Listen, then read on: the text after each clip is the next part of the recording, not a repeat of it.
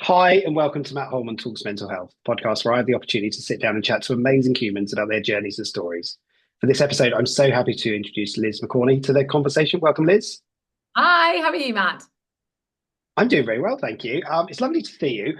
As always, I'll just do a very brief introduction, how we got to this episode recording, and then I'll let you do a proper introduction, let people know all about who you are. This is a fascinating start to this conversation, actually, because we actually met on a train. And we were going to run the London Landmarks Half Marathon in 2024, if I get my years right. And we just briefly chatted. And then, however, somehow after the event, we managed to stay in touch, or there was a connection that meant that we were supposed to talk to each other because we're both in the world of mental health. Didn't realize it at the time because we were going to do a run. And then we decided that we'd come together, have this conversation, learn more about each other. And it's just been fantastic to sort of, continue on that journey. So that was in April of last year, maybe March of last year, 2024, and we're now in February of 2025, and now we're getting this conversation live or real in real life to the audience that we're working with here at MH2. So thank you for joining me, Liz. You're welcome. Tell us a little bit about your introduction. Tell me more about you. You're not just a runner. No, I'm just about getting back into running as well. That was kind of the start of it last year when I saw you, and I've kind of refound my running feet, I guess. But no, I am a veteran, so I joined the military on my 19th birthday. Joined the RAF as a Chinook crewman. After seeing a magazine, funny enough, with a helicopter on the front of it and a chap hanging out the side of it, and went, "That looks like a cool job. I want to do that." So I was really lucky that I kind of managed to get through all my kind of pre-selection elements and all those kind of aptitude tests and stuff, and managed to signed up on my 19th birthday to serve Queen and Country, and zipped through basic training as you could back in the day. Back in those days, I joined a week after 9/11, which kind of shaped a lot of my career path because it meant that I sort of hit the military just as it was kind of going to into its busiest time in terms of op Mm. tempo. So I went to Chinook helicopters, which is what I'd always wanted, which, as you know, are based here in Hampshire, down the road at Odium, and I'm sure they fly over your house all the time. All the time, all the time. All the time. So I spent an entire career on Chinook, 17 years there, flying out of Odium, and deployed to Iraq twice as part of that, and to Afghanistan 10 times.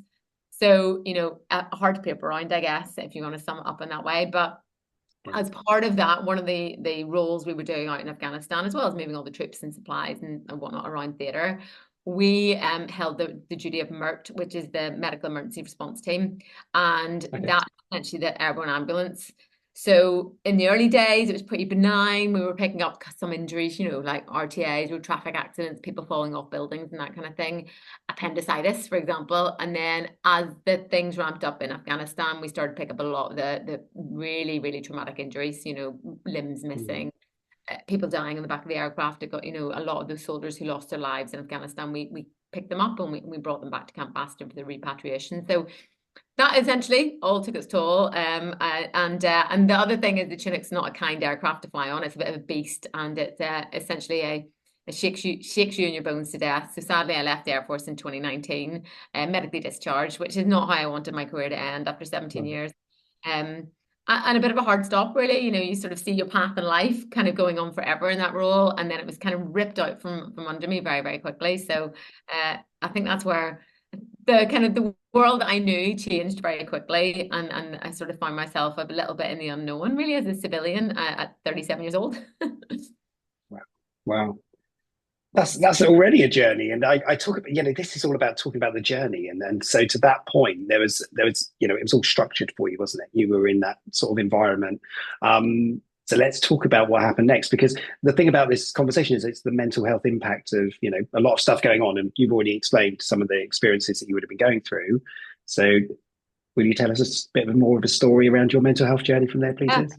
What happened next? So mental health was something that was never focused when I was in the forces. We Mm. did no mental health training during my era.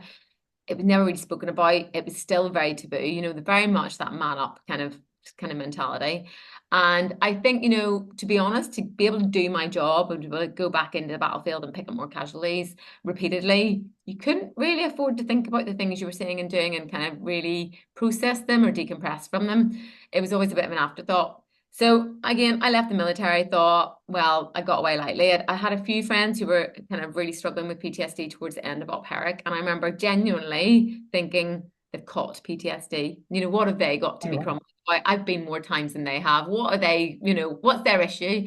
That's the kind of, just to give anyone a flavor of how hardened I was around the edges, Mm. which I look back now and realize it was a coping mechanism. And then, so life was okay in 2019. Fast forward till COVID. And when COVID hit, I had obviously been out of the military for a year. I had gone through a divorce, and my ex-husband was in the army as well. And, you know, we both left at the same time. We lost our identity at the same time. And I think we were both really struggling, and things just fell apart very, very quickly. So that big domino had the domino of leaving the Air Force had fallen over. The Yeah. domino of a divorce had fallen over.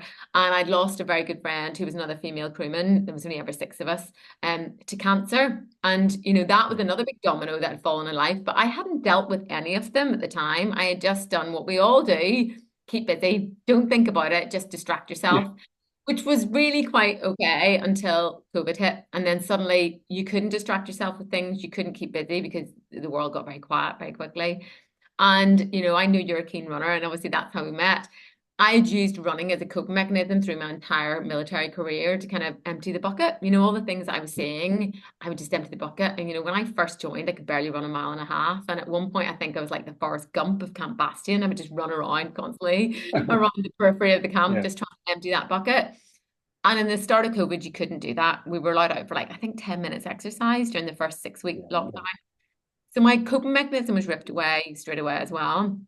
And I unraveled very quickly that year. So I developed insomnia, which was probably a combination of the lack of running, too much going on in my head. Every time my head hit the Yeah. pillow, I couldn't sleep. And I think, you know, we underestimate how important sleep is. You know, if you have one night's bad sleep, my goodness, how bad do you feel the next day? But imagine the compounded effect of that. You know, you really, your brain starts to play tricks, and you Mm. overthink things, you get quite paranoid and quite anxious very quickly. So that was all happening. And I knew that I was really in a bad place one night when I couldn't sleep. And I got my logbook out, and I started to look up a lot of the soldiers who had died on the back of my aircraft who hadn't made it, and personalize them and Google them. And it was something that we'd never done when we were doing that duty. You know, just think of them as a very Yeah. precious freight who we have to get off the battlefield. Don't think about who's in the body bag.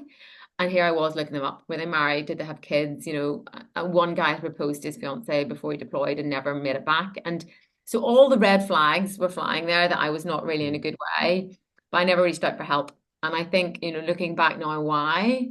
Because I didn't need to be a burden. And I think, you know, maybe that's a military thing. I'm sure it is to a certain extent that, you know, in the military, you're very much told, you know, you're taught to be autonomous, you're taught to be a strong member of the team, and any sign of weakness is, you know, Yeah.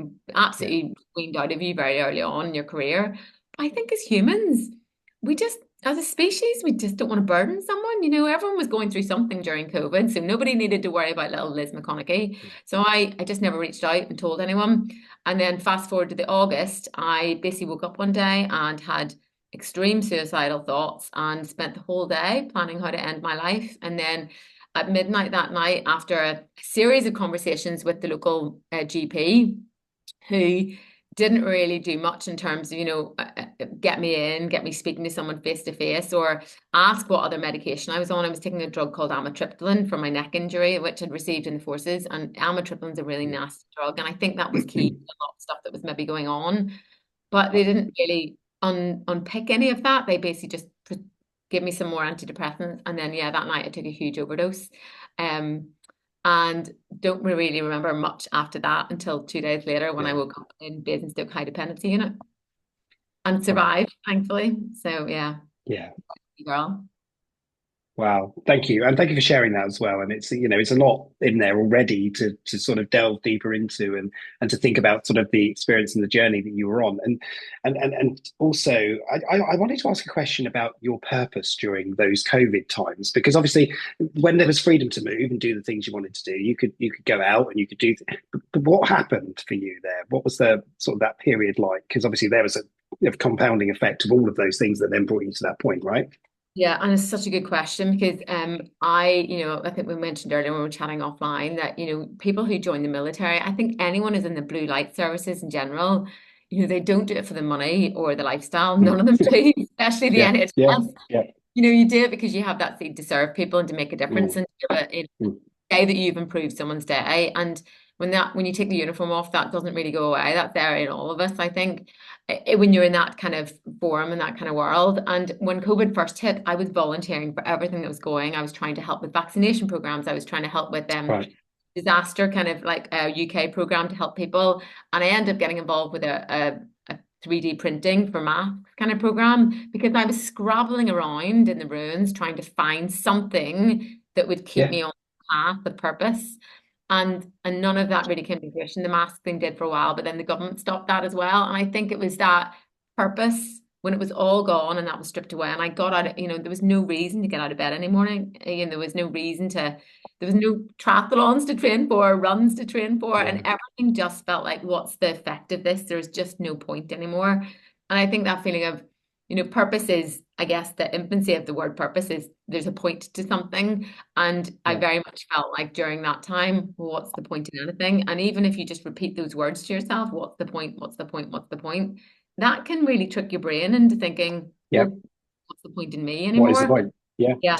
And I think that really had a very compounded effect over the series of, from March when we initially got locked down all the way through. Mm. And I think by the time the wheels had come off, even when lockdown started to lift slightly over the summer, I'd already spiraled into such a low, dark place that I just couldn't Yeah. regain ground. I was sliding down the slope, and every time I managed to like steady the fall a bit, it only lasted for a couple of minutes, and I was back into the hole again. So, and that's the thing with mental health. I think sometimes it can spiral very quickly for people. And it's very Mm. hard to arrest the fall, when you start going that direction. And I think, Yeah. fast forward to where I am now, I've got much better at being able, bigger pickaxe to stick in the cliff and go, right, I'm not falling any further Yeah. now. I think that's important. If you know yourself well enough, you can spot the signs. If you have a good Yeah. enough support network around you, they can then put a bit of a buffer in as well and start to put in ways to help you from falling further. But you need to almost, you need to be honest with people to let them know that that's happening for them to be able to do Yeah. that. And I wasn't being honest with anyone. So yeah. It's hard though, isn't it? It's really hard to be honest. I think we all struggle with that, don't we? And I think you mentioned that as well. It's the honesty is sometimes you feel like you're a burden if you tell the truth to people, and I've heard that many times in conversations I've had with people. The burden is that other people have got their own problems already, and they don't need another problem on top of that. And I always use this reframing of that thought to say, look, if your friend or the person that you think you're putting a burden onto was to come to you with the problem, what would you say? What would you do? And how, and I can say quite confidently, most people would say, well, I'd always be there for them and I'd always help them. And, it's that harsh reality, isn't it? That Exactly. we're not very good at it.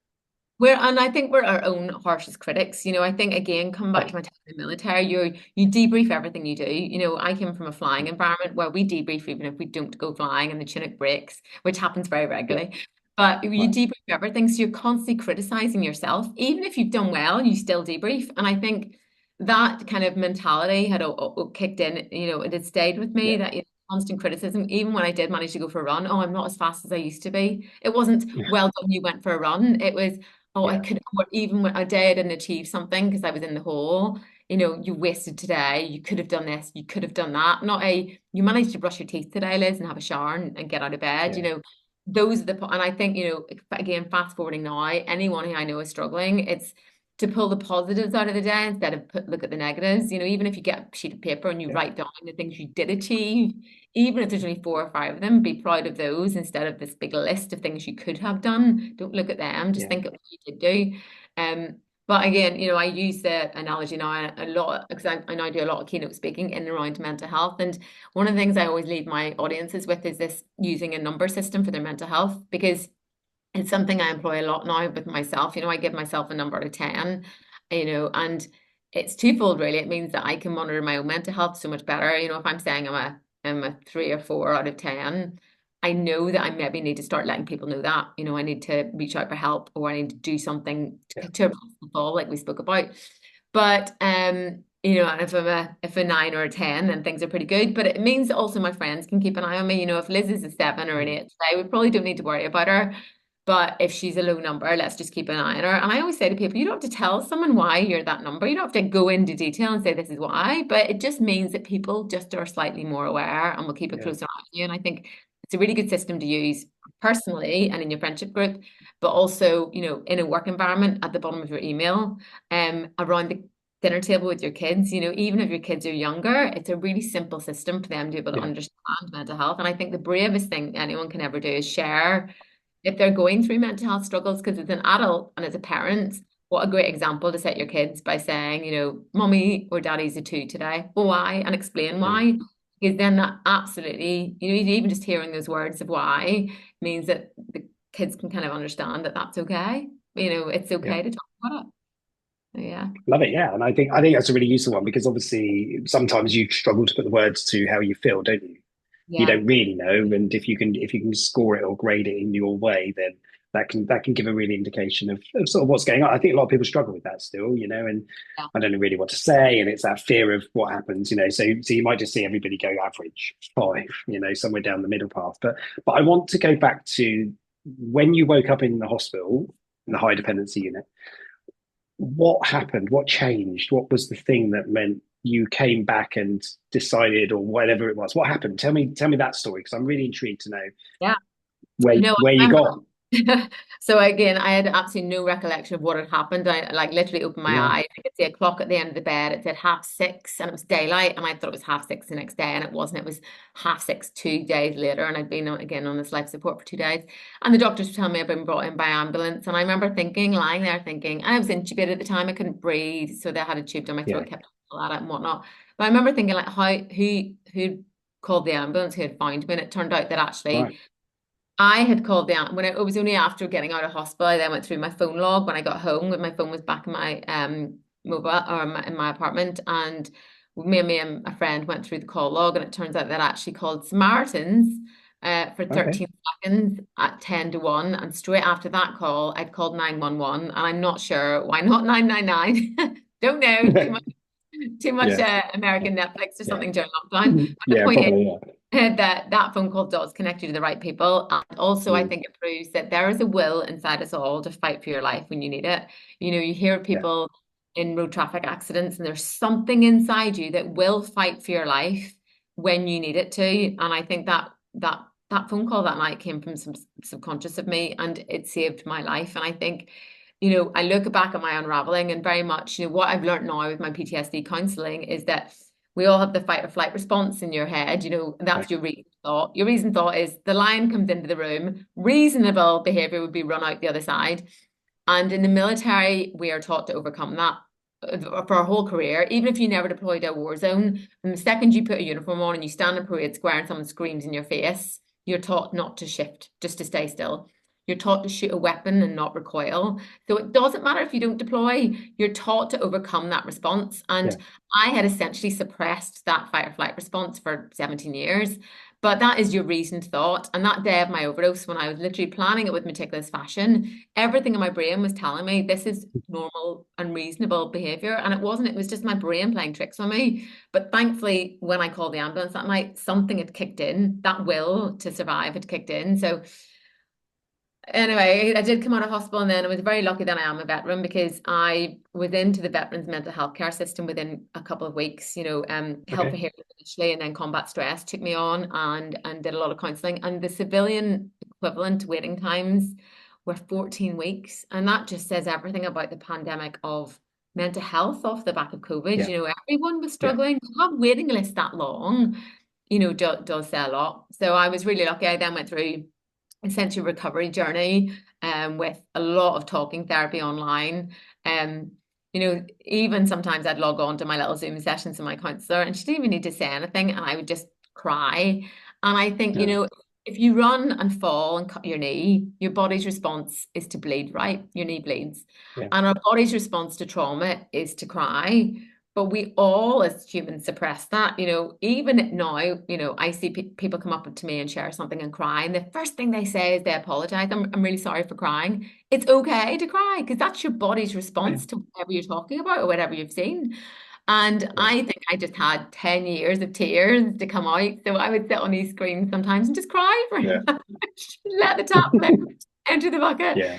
Uh, and it was really through that counseling then that I managed to, I ended up basically starting to write my book, which essentially was just became a bit of a memoir to myself to really Yeah. rediscover who I was, because it was the same girl who had joined the military who was now a veteran, 30, at 37. And I think it was all the stuff in between that had mashed me up a bit. So I had to Yeah. really rediscover who I was.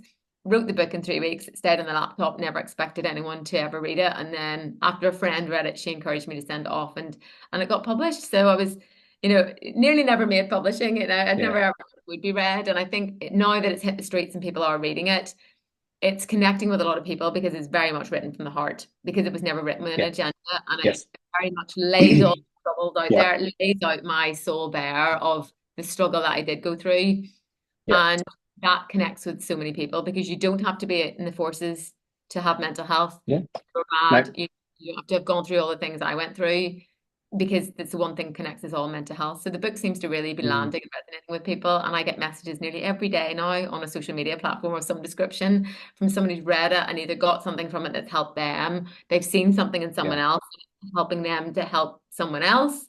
And Yeah. just to make them realize that they're not alone, because even the toughest warrior who's been to Yeah. Afghanistan 10 times can struggle. So I think Yeah. that's a really important message for people, is that you can look at people from the outside and think they are the strongest people in the world. Um, but it affects us all, traumatic things and struggles in life, and those big hurdles and dominoes that fall on you will eventually take their toll. Yeah. Wow. Incredible, and I want to see you speaking on a stage in a keynote and a conference and everything else, because I think you're absolutely right, and it all crosses over, doesn't it? It doesn't matter which area you're coming from. PTSD is a serious, it's a real challenge, and lots of people experience PTSD for many different reasons. It doesn't have to be one specific thing, and what you're crossing over to is those connections, and I think those are really important too, and that's what this is for. Actually, it's to try to help somebody hear something they need to hear. Maybe they don't realize that, or maybe they don't recognize that yet, but that to me is what this is all about. It's how do we improve mental health without talking about mental health regularly? Well, we can't. We need to improve it by talking about it, and Absolutely. having people go on. You've hit a really good point there, is that, I think something like PTSD, the amount of people who come up to me after hearing my story and apologize for what, they're going, it's nothing compared to what you've been through, Liz. And people compare their trauma. And it doesn't matter. Everyone's No. story is individual, and what someone has seen, Yeah. I know guys who have seen one thing in Afghanistan and it was enough to really unhinge them, because it was a child on the back Yeah. of the aircraft and they had kids and it was the same age. It doesn't matter what it is. Everyone's trauma is relevant. And I also think with things like PTSD, sometimes people think, but it wasn't me that was lying on the floor injured. I was just a bystander. But PTSD has a ripple effect, very often, and it's quite well documented that a lot of the guys and girls that got blown up in Afghanistan who survived, they don't have PTSD, because your brain's very good at Yeah. wiping memories before and after an Yeah. event, before an event as well, which is pretty incredible that the brain's got that as a kind of a protective mechanism. Yeah. But I think, it's the people who were surrounding it, who were watching it happen, especially people who couldn't do anything to help. Those people who Yeah. pull in at the side of a road from a road traffic accident who weren't involved. PTSD really does have a ripple effect. And I think people need to be aware of that and never downplay it, because it really does affect us all. And I think too many people out there are walking around with something locked in the back of their brain. I hate the term Pandora's box, because it makes it sound like something you don't want to open. I think it's perfectly okay to open it and Yeah. start talking about it, but people apologize and downplay it too much. And I think, a problem shared is a problem halved. It's the oldest saying in the world. Yeah. So true. So if there's something niggling, just get it out and don't apologize for it either. Yeah, no, definitely, and it is that exact piece, isn't it? So for anybody that's listening to that, the reality is the stress or the trauma is unique and individual, isn't it? And everybody, we don't know, talk about like emptying your container, and when we talk about stress and going for the runs and things like that, it really is important that people take notice of, your personal journey with that is Yeah. is personal to you, and there is really no comparisons. You can't compare your stress or trauma to others in the same way, because the measurement isn't set. There's not like, oh, you've got much worse, albeit the outcomes and the experiences can look very different, but trauma still sits, and when you're not dealing with it, and I think one of the reasons I see with that is that people feel scared, or they say, well, I'm not brave enough to talk about it, and I feel vulnerable, or I feel concerned that people are going to judge me on that, I'm just seeing a totally different world now from where I would have seen that pre. And I don't know, obviously, when you were in a military background, from that experience, it would have been so different, right? Yeah, absolutely. And I think, we use the term emptying your bucket a lot. And emptying my bucket Yeah. running was the thing that I emptied my bucket out with. which is Yeah. fine. But what I think people underestimate sometimes, your bucket can already be three-quarters full of concrete and you don't even notice, from the things that you're holding on to Yeah. inside, the True. experience that you've seen. And I think, I look back to some, that year when I was unraveling, and it was the smallest things used to really break me. Mm. Something that, in a previous life, I could have dealt with 10 times over, but it was the tiny little things that were really, really like, unhinging me and making me have a huge breakdown in terms of anxiety or a panic attack. Yeah. And I think it's because I hadn't realized that my bucket was already three-quarters full. So it didn't take much to Yeah. take the edge. And I think, or I was having to empty it more frequently because again, it was just already so full. And I think a lot of us, just in general, you're holding a family together, you're looking after kids, you've got a really busy calendar with kids' parties on it, which should be something that's really fun, but suddenly you're juggling after Yeah. school club, kids' parties, you're trying Yeah. to hold on a Yeah. job. You don't realize that Yeah. those things really do fill up your bucket. So sometimes it doesn't take much Yeah. to couple it. And I think again, coming back to that parental thing, more so for you, I guess, Mm. than me. But I think, as parents, Yeah. if it has the family who are holding everyone together, like how can mum crumble? Because mum's holding everyone Yeah. together and keeping the rails, the track, the train on the rails. And I think it's a very hard thing for any parent to just sit down and go, I am not okay, and like I'm really starting to Yeah. struggle. I do equate that to kind of military life, and I think it's a very brave thing to put your hands up and go, yeah, I'm Yeah. just not good. I need help. Yeah.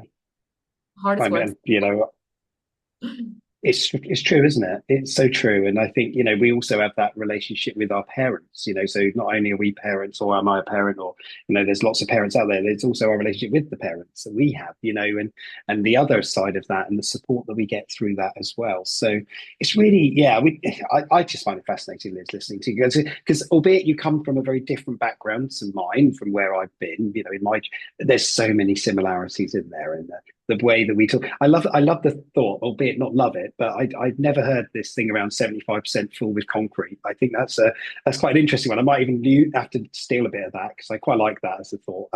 But yeah, we're closing out the session of this conversation in a bit. And I just want to say, firstly, I'm so happy that you made that phone call at that moment when you needed that help, and I'm so happy that that happened, and you got that help and support. This is a journey for you, and you carry on with that journey and you help others, and you're doing a lot of work. So just give sort of final thoughts from your perspective as to sort of where you see your role now, what you're doing and how you're doing it. Yeah, absolutely. And it is a journey, you're right. It's not been an upward trend since 2020. I've hit plenty of potholes along the way. And, Yeah. sometimes that's around Yeah. remembering week, or it just could be Yeah. January when the days are short, life's hard. I hit potholes and that's okay because I'm human. I'm not some warrior Yeah. princess who can just make it through everything. But I think, No. being stood on a stage and being able to share my story, I feel like I stand on a stage and I hold the door open for people, and it means that they can then walk through that door at the end of it. And again, at least 10% of audiences come up to me at the end of every talk, whether or not I'm giving a talk to 80 people or 800 people, at least 10% come up and share something with them about their own Yeah. trauma or mental health journey at the end of a talk, which again, it does just highlight the fact that it's something that connects us all. Those are corporate companies, pharmaceuticals, engineering companies, school groups, everybody has always got a story to share about their own mental health. And I think, I get a lot of purpose back in doing that. And I think, if my book saves one person from getting to the point where I got to, then it's absolutely worthwhile. And I think the bravest thing you can ever do is share your struggles. I always talk about resilience in my talk, and it's because I misunderstood the word resilience my whole military career. I thought resilient meant unbreakable. And therefore, every time I was asked to do more, I was giving another debt or a deployment, or I was given an extra duty, I would be like, yep, because the boss says I'm resilient. It says in my annual report, I'm resilient. That means I'm unbreakable. And that's not what resilience is. It's about bending and breaking and falling and using those failures to come back stronger for the next battle, to bolt on your armor for the next thing you're going to encounter. And I think, sharing those struggles is the bravest thing you can ever do. Wow. What a great way to finish this recording. Liz, thank you so much. I really do genuinely appreciate you spending a little bit of time with me on this session. I know you do a lot of activities around sort of podcasts and recordings with other people as well, and I just feel really privileged that you've agreed to come on and have this conversation with me as well. And I love listening to your story. I will definitely be reading the book Chinook Crew Chick. Is that right? Yeah, Did I get that's it right? right. Yeah.